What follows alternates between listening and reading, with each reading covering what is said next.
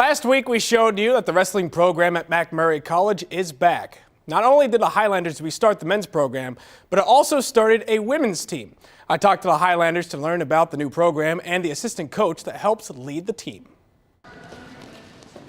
When the men step onto the mat, the women do the same, and they're just as tough. Haley Myers is a freshman and says the opportunity to be part of an all-women's team is one she couldn't pass up. I think it's beyond words. It's great. I like being here. I like knowing that I'm with girls who have the same goals as me. That's probably one of the best feelings, and knowing we're all new to it. Myers, who wrestled for Washington High School, was the only girl on the team. She says it was great to see that the sport is starting to grow nationwide. Knowing that it's being more accepted into colleges, and hopefully it gets more accepted into high schools, and that's that would be the main goal, is for everybody to have the opportunity. Head coach Pete DePaul says he wanted to join MacMurray because the school was forward thinking. The two programs have separate practices, but the team works well together. The chemistry on both programs is very family oriented. No cliques. Everybody sticks together. They work hard. 12 freshmen and 1 senior make up the women's roster.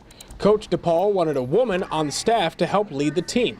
He reached out to 2008 Olympic bronze medal winner Randy Miller. Stretch, and when you're done stretching, grab your partner and start your... I had every intention of telling Coach Pete no. I had other plans for myself, even plans of continuing my career, but I sat and thought about it, and I just asked myself, why not? DePaul says Miller brings instant credibility to the program. She's able to build relationships with all her athletes. The girls look up to her. It's been really helpful to have her on staff from a recruiting standpoint too, though, because now I call these athletes and say, I saw our program, but I can also say now we have a bronze medalist Olympian on our coaching staff, and they all know who she is. The first-year assistant coach runs the women's practices. Miller says she doesn't want the Highlanders to be too focused on results. This is our learning season. This is where we decide where we want to take our careers. This is where we decide, are we going to be that team that you come to be a champion, or are we going to be that team that you come to if you just kind of want to wrestle and go to school? And it's all up to them.